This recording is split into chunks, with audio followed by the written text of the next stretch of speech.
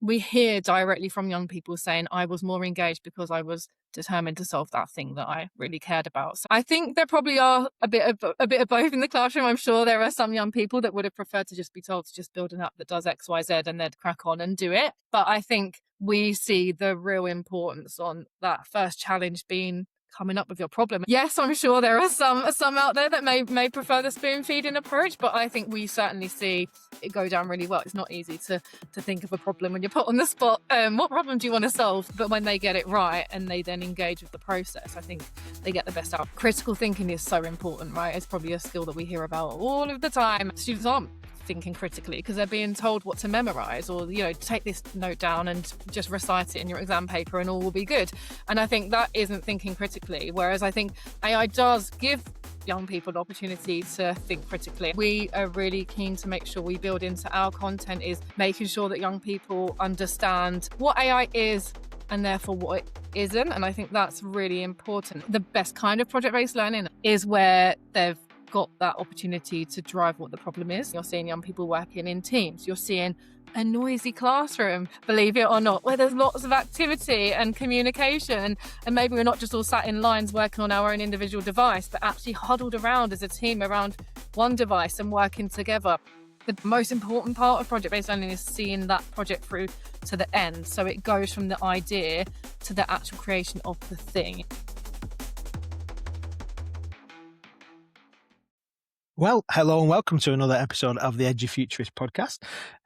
We are in different places in the world, in different places in the country. Don't even know what day it is. We're not allowed to tell anybody what day it is, but we are back here again for another episode, and we are really pleased to be joined by a guest. We've been trying to make this happen for quite a long time. We had it all booked in, and then kids and germs and all the things that go with it meant that we couldn't, but we are super excited to be speaking to our guest today, and we'll let them introduce themselves in just a short moment. Really briefly, Steve, tell me your something that is exciting in your world right now, my friend. Quickfire to me. Dug up a lawn, relaying a lawn. Exciting. How boring and old am I? I'm excited about a lawn, but yeah, that's my world right now. A lawn. Love it. Well, I was going to say, I wondered if you might mention watching Michael. Have you watched Michael? Did you watch it in the end? I did. Did you watch it? Okay. Yeah, I feel like we need to talk about that off the podcast, but let's do that in the car tomorrow or whenever we're next in the car, Ben. Let's do that next time, mate. Yeah, amazing. So lots of cool stuff happening. Depending on what time you're listening to this and where you are in the world, you'll know that it's still all go. EduFuturist, Pick a Mix Book, moving. Uprising isn't far away. Roadshow is done in terms of except for the webinars, but you can still jump in for them. So anyway, enough about that stuff. We've got a guest in the studio, and we are really excited to have a conversation about the work that Natalie's doing. But yeah, would you tell us a little bit about you and maybe a little bit of your background before we get into talking about the work you do? Tell us a little bit about you. Yeah, great. So I'm Natalie Moore, really pleased to be here with you both today and everyone who's listening. So I'm CEO at Apps for Good. We're an education technology charity. But in terms of my background, so I've actually been at Apps for Good for a very long time now, 13 years. And in that time, I've worn just about every hat that you can wear in a small charity. So I've done a bit of everything, which I think has its benefits and its flaws. But prior to that, I guess if I go all the way back to education, I grew up in East London, fairly academic, fairly sporty, incredibly shy, which has changed as I've got older, and had quite a traditional plan. I was in sixth form, studying for my A-levels, planning to be a PE teacher, which I know we have on here. And then literally just before I sat my A-levels, I saw this opportunity to work for the London 2012 Olympic and Paralympic Organising Committee. They were, as I said, lived in East London, and they were recruiting 10 young people from the host boroughs. And I had this one particular teacher who, lots of my other teachers were like, you're going to get your A-levels and you've got your career, you're going to go to university, and we're quite set on that. And this one particular teacher was like, you know what, I think you need to go for this because it's once in a lifetime and you never have that opportunity again. So put my hat in the ring for this role at London 2012, and then went on to work there for 5 years and worked in the education team. So I've always had that real interest in education. And I think whilst I was there, I sort of saw that you can influence education without having to be the teacher in the classroom. I'd also seen how hard teachers work and how difficult that was. And obviously I'd had a taste of earning money as well, because I had told myself after that role I'd go to university and go off and train as a teacher. But I've never quite managed to do that part, and instead got myself into Apps for Good, where I've remained now for the last 13 years or so. Such an interesting pathway, isn't it? I followed the PE teacher route, and probably, even though you never qualified and trained, you're probably a better PE teacher than I am and was. So that's absolutely fine, and I respect it. But the 2012 Olympics, I had a friend that was teaching alongside me at the time, and she delivered a lot of the volunteering, the charity, and the kind of like organising event side of the BTEC. And I know she did a lot of volunteering and did a lot of work there. An exceptional experience for her, and went on and did lots of different great things at universities and leadership in there. So how does 2012 and that link into Apps for Good? Was it just, I'm going to be in the charity sector, and you know what? Or how did that transition and that period of getting into an organisation like Apps for Good come about? Walk us into that, because you then said, I did all this and I spent time there, and then literally that bridge seemed like literally it was like 3 days, but I'm sure it was all of these kind of it wasn't a linear upward trajectory. What did that look like, that bit? Yeah, definitely. So I think, as I said, I'd had that interest in education at sixth form. I'd then worked on the London 2012 Games, but it was very much working with schools, working with education, building relationships with teachers. So I think once I left that role at London 2012, I had a couple of months between where I was really trying to look for what that next opportunity was. And I was sure I wanted to work with schools in one way or another. And I originally actually did look at lots of, sport charities and those kind of organisations that were working between charity and schools. And then I think I don't even know how I stumbled across Apps for Good, but there was just something about it that stood out for me. And I think I'd always had an interest in tech, and wanted to kind of dip my toe in that world. I knew I wanted to continue working with schools. I knew I wanted to work on a program that didn't necessarily profit from schools, because I'd seen that schools don't have any money, right? That hasn't changed. And so I was really keen to do something where I was able to kind of make a difference and influence. So I then joined at Apps for Good. And my role, I couldn't even tell you what my job title was, but essentially I was building relationships with teachers. So I joined the team to help grow Apps for Good and reach more schools. So when I joined, we were working with around 100 schools. And in my first kind of few years, we managed to grow that up to around 600 per year. And that was my real role, was kind of coming in, educating teachers about who we are, what we did, and then getting them to work with us and partner with us. I think I've just always had that wanting to make a difference, and seeing, I think, someone who came from a background in East London, didn't necessarily have loads of opportunities. I really believe that every young person should have equal opportunities for things, like no matter their background. So I think seeing a charity like Apps for Good, who was doing that, going into schools, working with lots of young people, all across the UK, it kind of got my attention, and I've never left. I'm still here. I think it really resonates with who we are as edufuturists, and trying to do the right thing. And like you said, the thing that really resonated in what I just heard you say was about it not being about how much we can profit from education, and how we can, because not just have schools got no money, but anything money is coming from the public purse, and we've got that social responsibility. And also, like, we want to do the right thing, because it's about things that are going to have impact on children's lives, young people's lives, and then the world that they're going to build and be part of. We say, don't we, a lot, Steve, that it's not about making tons of cash. Cash makes things happen, but actually, if we can have an impact, then the money will follow the impact. And obviously, you guys have been in this space quite a while, and I wonder if this would be a good opportunity for you to maybe talk about what the programs are and where it's come from, because there'll be people that will hear Apps for Good and they go, all right, and assume something, and probably don't have any clue about what you're doing, because you've been in this world a little while. And then I know that you've got a lot of people on your team and on the board that we are friends of edufuturists and been tied into that space. So it'd be cool to just give us a snapshot of what it is that you do. Yeah, definitely. Yeah. So we do get a lot of confusion with our names sometimes. Apps for Good. People think we create apps ourselves. But yeah, so we're an education charity, and really we want to help young people. And we do help young people take on real world problems that matter to them, matter to their communities, and turn them into meaningful solutions. So we offer free project based learning, computing courses for schools, and students work in teams.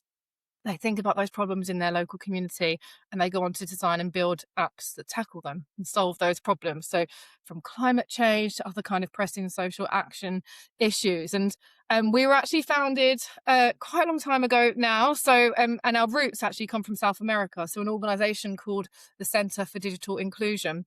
They were doing work and still do work in Brazil, tackling the digital divide in favelas. And our founder, Iris Lipinski, at the time was sort of challenged in how could we bring that mission to the UK? But the UK was understandably very different to the favelas of Brazil. And actually, whilst young people, or at least the majority of young people, had access to tech here, they weren't really being taught how to create with it and solve problems. They were just already quite scary that I was doing this back in 2010, but just consuming it, you know? And Iris really saw an opportunity there to bring something different to the UK. So we started with a couple of pilots in community centres, and then started in schools. And then, yeah, when I joined, we were really kind of going into that school market and started to roll out our courses there. The iPhone was relatively new. That feels strange to say now as well. And we thought at that time, or Iris thought at that time, that, you know, apps were the hook. Young people were starting to interact with them. How could building an app that mattered to them make a difference? And starting to teach those young people those kind of digital skills, but also essential skills and those entrepreneurial skills as well, which, you know, sadly do lack in the majority of the curriculum and are so important, probably more so than ever at the moment. So I think, you know, for us, from day one, the goal was never just to teach coding, and it never has been and never will be. It's really kind of moving young people from being consumers to creators and solving problems that they care about. And yeah, not just creating for the sake of it, but creating something that's useful for them, useful for their community, getting them to really think about that. And, you know, from our early days, we've never done this alone. So as you say, we partner with amazing schools. Emma Darcy was one of our brilliant teachers back in the early days of Apps for Good, and is now a trustee on our board and still delivers in schools within the trust. Likewise, we've worked with industry volunteers from our early days. So we bring them into our classrooms virtually to kind of listen to the young people, hear their ideas, provide them with feedback and guidance and insight. And we, you know, we always hear teachers tell us, I've been giving that student team that advice for the last 3 months. And then this industry volunteer from Spotify shows up, has 10 minutes of their time, and they're straight away like, oh yeah, that's amazing feedback. We'll take that into consideration. So yeah, that's who we are. That's what we do. We've been, yeah, doing it for a long time. We're continuously kind of looking at our courses, and obviously AI being the most rapidly changing area of the world at the moment, and bringing that into our courses and what we do. I think that's really interesting. And you mentioned AI, and AI seems like, oh, it's changed everything and ultimately will drive everything. It is. But if you think back to 2010, that the problems really had different nuances and different elements, but haven't really changed and haven't, and I'm sure across the schools and the growing number, but ultimately people imagine that the world, the challenges that we're facing now are brand new. And you think, no, 16 years ago, we talked about exactly what the story you've just told. And I was like, it hasn't, it's iterated, but it hasn't really, this is not a revolution based on AI. This is just a brand new charity that's come out. Actually, this problem and this need for the development and these skills and everything else that goes with it is decades old, if not more. But it's our importance that we put on it. And I think maybe how has the new technology potentially reframed or changed focus? Because 16 years in, I think you just said, and ultimately the driver is always the same. But is it Yeah. different, completely different? As has AI actually gone, oh, you know what, the ability to create an app is so easy, but actually, well, it's not about the application. It's actually about the learning and the skills that sit behind it rather than just the ability to create. Yeah, it's such a good point. And as a charity, and I think we touched on this right at the beginning, being impact driven. So we continuously look at our theory of change, which is our Bible, right? It's our go-to, and that theory of change guides everything we do. And we're constantly questioning, are we still having an impact? Is there still a place for us? Is there other people doing it better than us? Or is the education system now equipping young people and we don't need to? And sadly, 16 years on, no, it's not been fixed, and there is therefore still a need for us. So you're completely right. I think whilst a lot has changed and technology has changed, I remember we launched a course years ago around the Internet of Things, and we've had courses around machine learning in the past, and now there's a bigger focus on AI. But I think for us, as you said, there's still been this focus of young people understanding technology and consuming technology, but not really creating with it or pulling it all apart and putting it back together. And I think that's where we see AI playing its part within our courses. Certainly, it's kind of, and this is probably bounced around a lot, you guys probably hear it all the time, but becoming more of a collaboration tool, a co-pilot, not the Microsoft version, but a way where young people can learn to work alongside and with AI to do good. And I think that's a really important thing for us. We want it to do good. We want young people to be looking at this kind of technology and saying, okay, what does AI now allow us to do? And how can we make sure it's solving the right kind of problems? And also that the problems that it's solving, the data that's being put in, all of those things is driven by the right people rather than, a lot of the bias we still see in some of the outputs from AI and things like that. So that's what we really want to teach our young people. It's kind of the behind the scenes of AI and then how they collaborate with it. And I think in many ways it offers brilliant opportunities for our courses, certainly, because we've had varying versions, as you can imagine, of prototyping over the years as well, where in our very early courses, students would just hand draw wireframes. And some of them still do that, and that's fine too. And then we've had all different sorts of tools that they've worked with, or coding languages that they've kind of programmed with over the years. And our very new course that will be launching next academic year, we're kind of looking at two pathways, one which is a bit more vibe coding and one where they are coding. And we don't see that as a bad thing. I think it's important to be able to learn how to effectively prompt and therefore vibe code and build something, as long as it's building a problem that is important to those young people understand, they feed it with the right data, and therefore set it up to succeed and actually solve the problem that it's kind of set out to solve. This is it's exciting as well, because AI is just one tool, isn't it? And that's what I'm hearing you're saying there. Yes, it's a leveler, it's moving at a pace, and we've probably not seen technology like it, but it is just part of the ecosystem, and it's underpinned. I think that's the right word, underpinned. I want to say underpan, but it's definitely underpinned, isn't it? Underpinned by this concept of doing good. It's not just apps; it's apps for good, and it's not good apps. It's apps for good, and I thought that's quite interesting as I'm thinking about this podcast today. I was like, okay, well, for doing good, and you'll know, I know you two are buddies, PE teacher buddies, so you'll be talking about running, skipping, and jumping, as Steve says. But actually, you work with the Olympics. Like, you didn't just like teach down local comp. Do you know what I mean? Like, you worked at the Olympics, right? And you can just say, I went to the Olympics. That's all you can say. Just say, I went to the Olympics. That's how I would introduce it. If I'd worked with the Olympics, I would be telling the people that I went to the Olympics. Anyway, it's like when I tell people I run a marathon. I didn't particularly run it well, but I've run one. You've done it. I've done it. But that idea, I used to be an RE teacher, as you know, and my big thing, in fact, one of the big philosophical conversations that you have with learners at A level, particularly, is about what does it mean to be good, and what is a good person, what is a good thing, the definition of goodness, and Aristotle. And I'm not going to get into all the deep philosophy and religious studies space on it, but I think it's really important, that idea about what do we mean by for good. Because yes, we can talk about this AI app, and we can talk about this product, and we can talk about this project, but what does it mean to do stuff for good, and why is that? Because I think that's important as a part of the mission, isn't it? It's critical to what you do.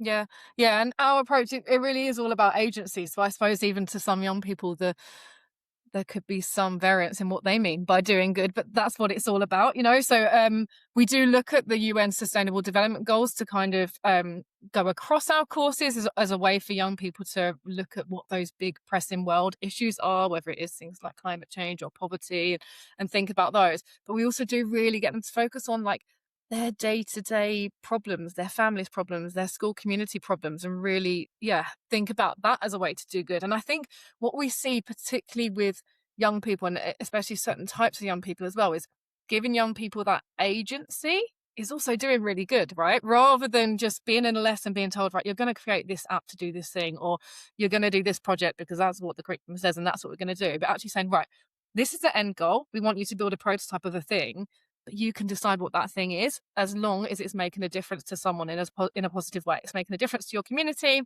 and it's going to do good in the long run. And I think, that's why many charities exist, right? To do good. They look at their theory of change, they look at the problem they're trying to solve. And we're really trying to bring that into our latest version of the course as well, to get young people really thinking about what is this good thing that they're doing? What is this difference they're making? Who is going to be impacted? And it's so important. I think we see with some of the best apps that come through, when there's lived experience in that group, maybe they're solving a problem for someone in their family or something they can really relate to, they go on to really make a difference. There's much more meaningful outcomes as well. And I think we absolutely see as well is a great way of engaging young people that wouldn't necessarily normally engage with computing. Suddenly when they realize, actually, I'm going to have to use this computing thing or these coding skills or this AI tool, but it's to build something I care about, and I'm really going to make sure I make this work. I'm going to listen in these lessons. I'm going to do the work because I want to bring this thing to life. So I think that agency, the focus on doing good, but also, kind of giving the students the freedom to pick a problem that matters to them does really make a difference in the long run. It's a really interesting point, actually, because how does a charity ensure that it raises the engagement for those around the edges? Potentially, it might, let's say, for coding, and it might be young girls, it might be disadvantaged, whatever you look at that, but also raising the tide for all. So how do you manage to increase engagement for those isolated groups that might be an area for focus for the charity, while also making sure that it's not positive discrimination? I think is that the word, where ultimately it's then saying, like, no, we're only focusing on this because you only have a certain amount as a charity. How do you do it all but navigate that complexity? Yeah, no, it's a really good question. And I think that's why I always say that we want to reach all young people, because that is true. That's what we want to do. And I think it's something we've challenged ourselves with a lot, particularly working with schools, because, well, not that this is easy anymore, but maybe when I first joined Apps extracurricular clubs were maybe more common and easier to facilitate at that time, but only a certain type of young person was likely to opt in to those extracurricular clubs. So already we were probably missing the young people we were most trying to reach. So that's something that we've learned over the last few years and spent a bit more time on trying to get our courses to fit into the curriculum so that you are going to catch every young person. We focus on Key Stage 3 because there's been no subject choice by that point, right? So they're in their secondary schools, and whether they want to or not, they are likely to be sitting in that classroom, and hopefully we are then able to reach them and make that difference. I think we always try to ensure the way our resources are designed, there's no kind of bias or that we're influencing too heavily on one. And I think, again, it's where that agency piece comes through, because it does mean that you can probably reach more types of young people because they're picking their own problems. So it's something that is important to them. They go on to do that. But it's difficult, really. And, if you're sometimes some charities who are maybe more focused on just one area, it's sometimes easier to talk about who you are and what you do and achieve what you want to achieve. But we've been really focused on trying to work with, schools across the board. We do try to focus our very limited budget on reaching schools that are serving in more underrepresented kind of or underprivileged areas of the UK. So that's something we definitely try to do, but then we do try to catch all young people through classrooms. We are also trying to explore at the minute kind of, should we be doing more to reach more youth clubs and community centres? They're also really hard to engage with, and again, not enough of those around anymore as well, but to make sure we are catching all of those young people. But it's hard being a small charity with limited resource, limited budget, limited energy, and trying to reach those young people and make that difference in the right place. And I think, like, making that difference in the right place is the for good, isn't it? It's like you doing what you do for good, but actually everything that the young people are doing is for the good of the planet, the good of their peers, their own good. I definitely reckon that conversation about what it means to be a good person, live a good life, and do something good is probably not something many organisations in the tech space are doing, even though they might be thinking, okay, we're doing something for the global good. And in fact, I had a conversation with a tech company very recently that we are in this to make a difference in education. And I was like, okay, I like that. You're in it to make a difference for education, and you're in it for the good of actually use the phrase for the good of education. And I thought to myself, I wonder why your licensing model's so expensive then. I wonder why you don't actually give that much back into education. But so that whole conversation then becomes circular about, what we now. I don't want to be that guy who's just like pointing finger and going at tech companies. Hold on a minute, you should be giving it away for free, because that's not always the case. Not everybody can do what Canva does, right? But the reality is, people are doing it, and therefore, how do we make that happen? I wonder if I could just circle back and I use the word circle back on a podcast. I'm really sorry. It came out. It came out. I've said it, and I can't put it back in, can I? I probably could edit that bit out in because I do the editing, so I could do, but I'm not going to do. I want to circle back, guys. Could we just bring it back to this idea about where you are thinking about young people and that agency and core design. So you've mentioned here about young people owning this, understanding their idea of what it means to be good and making a difference. But realistically, don't young people just want to be told what to do, or are you finding that's not the case? Because in fact, it's funny, isn't it? What you speak to a lot of teachers and they say students just want to be spoon-fed about how to answer this exam and what's on the exam thing. And actually, what you're talking about here is them being an authentic, genuine problem solver and having some say in making that happen. Yeah. Am I talking nonsense? That's the question. No, not at all. And I think, just to make sure I caveat this, I'm not taking the role of teachers away at all. Teachers are brilliant, and they're necessary in that classroom. And I think what we often say we see our teachers are facilitators in an apps for good lesson. So they definitely set the scene, and they definitely put guardrails in place, and they definitely work the room and make sure the young people are on track. But what we see, and we've probably got tons of impact data on this that I haven't got in front of me, but we hear directly from young people saying, I was more engaged because I was determined to solve that thing that I really cared about. So I think there probably are a bit of both in the classroom. I'm sure there are some young people that would have preferred to just be told to just build an app that does X, Y, Z, and they'd crack on and do it. But I think we see the real importance on that first challenge being coming up with your problem. And actually, some of our teachers do tell us that's the bit that the students struggle with the most.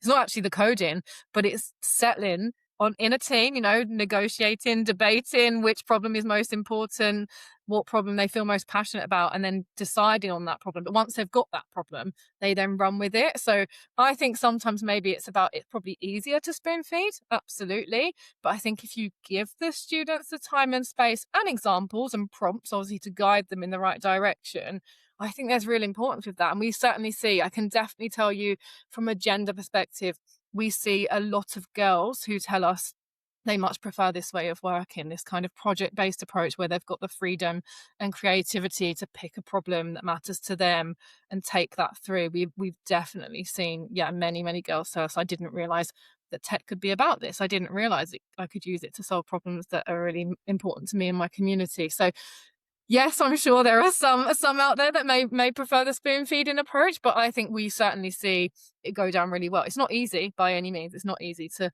think of a problem when you're put on the spot. What problem do you want to solve? But when they get it right and they then engage with the process, I think they get the best outcome. And I suppose the challenge is that so unused to project-based learning in many contexts, is definitely the niche rather than the norm. And I think there was some research. It might have been, it was a long time ago. It might have been in 2010 and around that time, maybe a little bit later, where it looked at cognitive overload, where the perception is that project-based learning and exploration, and I think it might have been UCL, and the correlation where they thought learners trying hard didn't have the same impact and outcome, but actually what it is learners were saying they didn't enjoy it, and all of the feedback was they didn't enjoy it as much, or many were, but the results were actually more significant. And it was that whole thing of learners are used to just sitting and absorbing, and when you push them, that doesn't mean that actually it's worse. It doesn't mean it's because they're so unused to engaging and driving their own agency and their own learning that actually they felt that it was a condition thing, but actually the outcomes are so much greater. And I need to find that, and I'll try and find it, because ultimately I don't want to make out as if I'm talking about some research, but I've called it out a long time ago. But ultimately, just because learners are saying this is more difficult doesn't mean it's detrimental in terms of their learning. It's just the fact that they're just so unused to learning in that way. Which is very different, isn't it? Very different. And I suppose put into the mix of a lot of the research that's out there that often is polarized in regards to AI is even more so. It's stopping our learners think, well, I'm not being funny, but schools is doing a great job potentially en masse of doing that anyway. How is AI reshaping that and making it more difficult? That ultimately learners are passive vessels that education often, not all, often sees as just vases and buckets to fill up. Then they're saying that they're less likely, because if they do need to think for themselves, they're outsourcing it to AI. What is AI shaping in terms of all of this mix, then, Natalie? Yeah, so it's a really good question. It's something we've battled with a lot, actually, when we're looking at this new course that we're working on, in terms of what role does AI play in that course, and making sure it doesn't, then detriment any of the essential skills that we are so, brilliant at building in young people. And I think for me, critical thinking is so important, right? It's probably a skill that we hear about all of the time. And I guess the examples you've just given in some of those classroom settings, students aren't thinking critically because they're being told what to memorize, or take this note down and just recite it in your exam paper and all will be good. And I think that isn't thinking critically, whereas I think AI does give young people the opportunity to think critically. I think one thing we are really kind of keen to make sure we build into our content is making sure that young people understand what AI is and therefore what it isn't. And I think that's really important, and teaching young people to work alongside AI in a safe way, understand what bias is, understand, where the data comes from, what is an ethical way of using it, how can you be responsible with AI. Just last week, I was in a classroom, and it was amazing, actually, to show them examples of how biased certain AI outputs can be, and they had no idea. And it just goes to show that they are so caught up in just believing anything that they read. So this piece around misinformation, it's really important to tackle this, but I don't think the answer is to stop young people using AI, because they'll go into working world day one and be using all sorts of AI tools, and also they'll continue to use it in their personal life day in, day out. I pointed out to some young people just a little while ago about how Spotify and Netflix are using AI. They're showing you recommendations based on your data, and they had no idea. They just thought it was this magical thing that just happened in the background. So I think it's definitely, there is a world where you could probably say that AI then, kind of removes all of the need for the skills and the thinking. But I also think right now, at least the way AI is currently working, there is still a need for thinking, if not even more thinking, to challenge that output, investigate further. Don't just believe the first thing that you see, but it doesn't mean they shouldn't use it either. So I don't even know if I've answered your question there, because I've gone off in a little tangent. But I think for us, I see AI as a really good way to help people understand the problem they're trying to solve, to build a solution to that problem. But we need their brain too. They know the problem better than AI knows that problem. Yeah. And you won't be surprised, and most people listening to this won't be surprised, that I'm nodding voraciously, because of the thinking conversation being like a real big focus of the work that I do. Is trying to help people in that space. Like, it's not about outsourcing all the thinking. Like, still be a thinking thing in that space.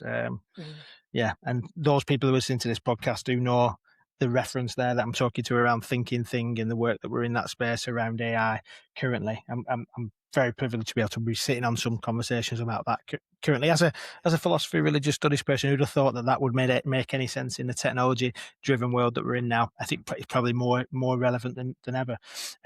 So you mentioned project based learning, and I know that is part of what you do.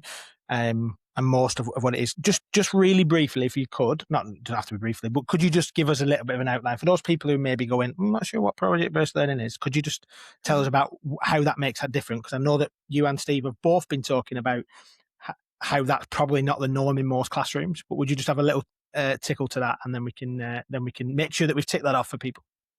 Yeah, absolutely. So I think, Our approach to project-based learning is essentially, and I've probably touched on this a few times in different ways, but it's kind of not, it's changing just learning something into something that students actually get hands-on with. They see it, they build it, and then I guess they believe in it. So again, moving away from just memorizing and digesting information, but instead being really hands-on with a topic. So the best kind of project-based learning, I'm probably biased saying this, but is where they've got that opportunity to drive what the problem is. So again, and often project-based learning, you're seeing young people working in teams. You're seeing a noisy classroom, believe it or not, where there's lots of activity and communication. And maybe we're not just all sat in lines working on our own individual device, but actually huddled around as a team around one device and working together.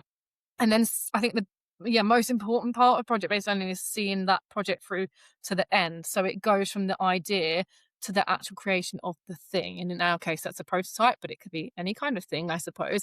And often I've actually part of a gender pathways working group that's happening at the moment. We're looking at pathways into STEM careers for girls specifically. And project-based learning is often seen as a really good tool to get girls to hook early and engage with STEM. And I think that's something that we've definitely seen come through in our courses.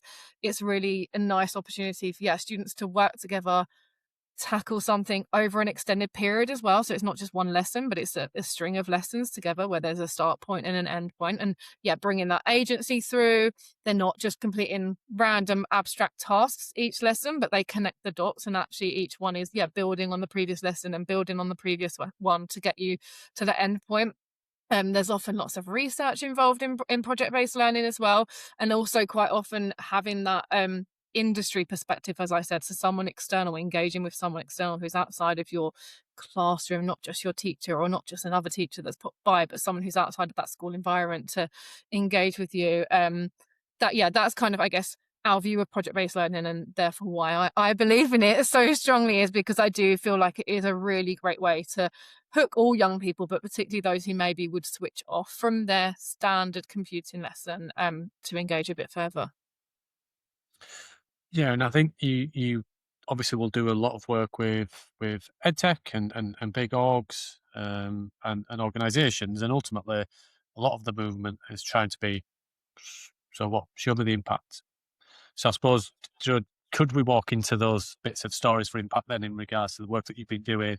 What feedback you get from learners and educators, and all of it as a mix, really, in terms of the benefit of your programs and the work that you're doing on young people and the lives of young people and their development.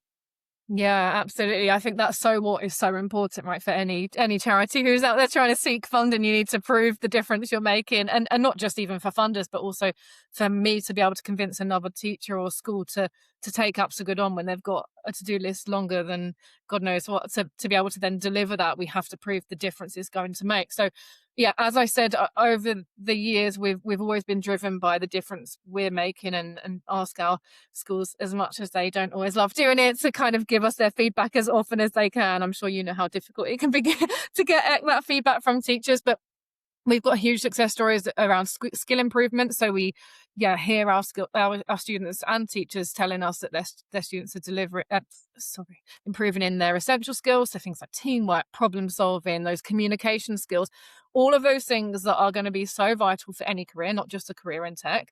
In fact, I'd argue that nearly every career is going to be in tech, if it's not already, because all of us interact with tech all day, every day. We also see improvements in those computing skills and those digital skills, which is something that we report on. We do also try to track how young people's kind of interest in moving into study subjects like computer science or going on to work in tech as a career. We have some great success stories. We just actually celebrated our 15th anniversary, and from that we were able to catch up with some of our alumni who had delivered the course in the early days, even before I joined the team, or in my very first years at Apsagood, which was amazing to just hear and see where they are right now. And for me, that's the real impact, when you can actually, and it's hard to do, we cannot track every young person. We work with around 30,000 young people a year. We can't track where they all go, but for those few that you're able to keep in touch with and catch up with, so We've got Mahima. She took part in one of our courses in the very first school that we worked with. She's now a trustee on our board and works in tech. We've got David, who was the shyest young person that I'd probably ever met in my life, who has gone on to work at Sony. Nike is now at the Lego Group, and he kind of tells us that he would not be where he is without Apps for Good. And some of it was because of the tech skills that he learned, but actually a lot of it was the confidence building, the opportunity to kind of talk to lots of different people outside of his normal school community, to open his eyes to what was outside of South London and what he could go on to do. And we have, amazing stories like that. I think we've also had brilliant ideas that come through, young people that are tackling things that are so important to them that I would never have thought of. I never forget a team of young people from a school in Scotland, in Wick, so very, very north Scotland. And they worked on a farm at the end of a school day. They went to help their parents on the farm, and they were tracking data that related to cattle on pieces of paper. And on a windy day, the paper would fly around the farm and they'd be chasing around it. It would get muddy or wet and lost. They built a really simple app called Cattle Manager that allowed them to track the cattle, the vaccination data, the way, everything they needed. But for them, that made a huge difference, and I think that's what we see. That's the impact we see, is kind of the stories of doing good, but also the skills that young people learn. And there's different things for different people. Yeah, some of our students, it isn't about the coding for them, but the other skills that they learn set them up for the career that they want. For others, it is all about the coding and the tech, and they go on to work in tech. So yeah, I think we're really proud of the impact we've been able to have over the last years. And I think sad that there's still a need for us, if I'm quite honest. I think any charity should have an end game, and that end game is we don't need to exist anymore because our mission has been served, right? And that might be because the education system is doing it so perfectly. We're not there yet, and that's why we continue to kind of do the work that we're doing. That's so critical, isn't it? That we want to be the kind of organisation that doesn't exist. There's a few conversations we've had this recently that if we're doing what we should be doing, actually we shouldn't exist for very much longer. And that must be a strange position for you as a charity, to be honest, thinking we're trying to do ourselves out of existence, but and then there might be a new challenge anyway. There might be a new opportunity in that space anyway, mightn't there? And I know that you are, as an organisation, always like trying to showcase this. And as this comes out, so the day that this comes out into the world will be your showcase for 2026. Is it 2026, 2027, or whichever one it is? There's a People's Choice Award conversation that are coming out, aren't they, as well? So we will link to in the show notes, but we'll let people know. But can you just tell us really quickly about what that showcase looks like? Because I know that's something you're quite proud about, isn't it? Yeah, so at the end of towards the end of each academic year, we invite all of the students who have taken part in an Apps for Good course that year to submit their work to our showcase. And that's an opportunity for them to have their work reviewed by industry shortlisters. So we have over 200 industry volunteers right now shortlisting all of the entries that have come through from our students. And those volunteers will be from organisations like Google, Spotify, the Bank of New York, EPAM, Cellnex, so big corporate names, and they review every single entry, and they also write a comment on every single entry. So it doesn't matter whether you go on to be listed as a finalist in the showcase or not, you will get feedback from industry professionals that our team have to get through and send back to the schools. And then we have a number of categories.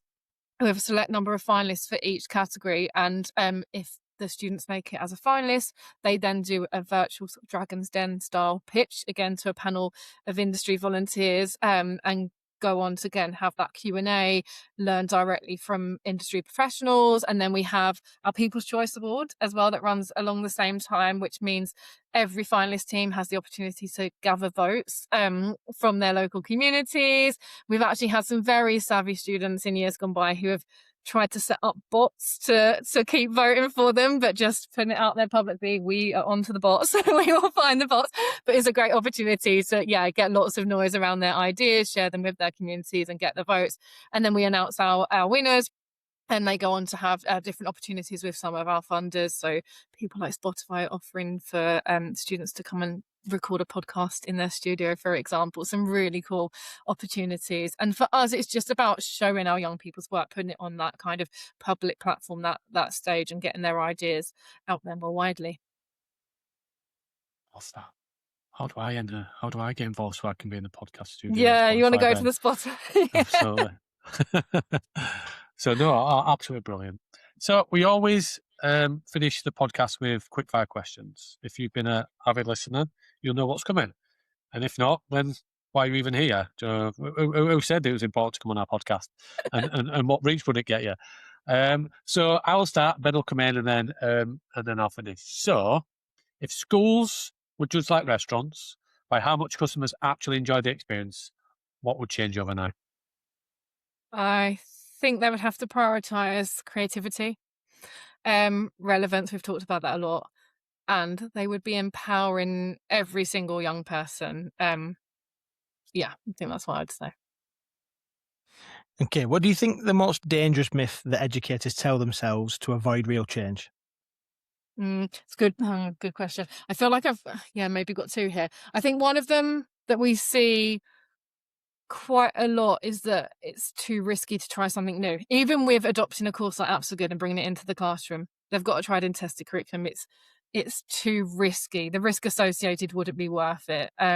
So why do that? And I think for that, I'd say stop overthinking and take a challenge. But then another one we see, actually, and this maybe becomes more and more common, is that sometimes the teacher needs to be the only expert in the classroom. And I think we need to change that narrative, because there will be students in the room who know more than the teacher, and that is okay. And teachers should embrace that and work with it. And likewise, we have our industry volunteers that can have a role to play. And seen as a teacher, not always as the expert, but sometimes as a facilitator. It might be where we see that difference in spoon feeding, where the teacher takes a step back and is brave and lets the students set the challenge and set the problem. Not going to dive in. If a 10-year-old asks you why they have to go to school, what would you actually say? I guess what I would like to say, and me reflecting back, is probably it's an opportunity to think, imagine, and make mistakes. I think that it should be the time where young people can mess things up and iterate and do them again. It's important to learn that skill. Love Absolutely that. love those. Yeah, me big too. pen, love that. Especially the last one, my favourite there. So no, it's been an absolute blast. I think a lot of our community are involved in Apps for Good. If you're hearing about this for the first time, go check out link in the show notes and explore how it can be better suited, whether you're an EdTech supporting organisations or whether you're a school or a leader wanting to see how they can make things better for their young people and their experience. Please explore more about what Natalie and her organisation are doing. But yeah, it's been a pleasure, Natalie. Thank you. Thank you. Really enjoyed it. Thank you for keeping doing what you're doing and pushing that needle for our young people and creating that space for them. So keep doing that, keep championing what we're doing, and all those people that are listening, because Apps for Good that are in there. Thanks for what you're doing in that space. And don't forget, by the way, if by the time this goes out, it doesn't matter, but Apps for Good are one of our shortlisted finalists again in Uprising 2026. So you can't vote for them because voting will have closed, but you can come and support them in Liverpool on the 25th of June, and we'll be celebrating all these wonderful organisations that are doing incredible stuff. Can't wait to celebrate that with so many people. I will just mention really quickly in another podcast that some people have kind of we've announced it, but sometimes it doesn't get out there, that Uprising is now CPD accredited, which basically means you get a certificate. It's recognised as professional development. So if your organisation can't fund for awards events, but can support you to come to professional development, we are now accredited with the CPD group, which is awesome.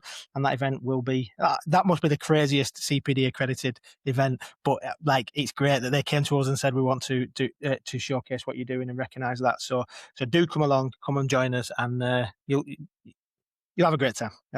Natalie, thanks again, and we'll see you all for another episode of the EduFuturist podcast very, very soon.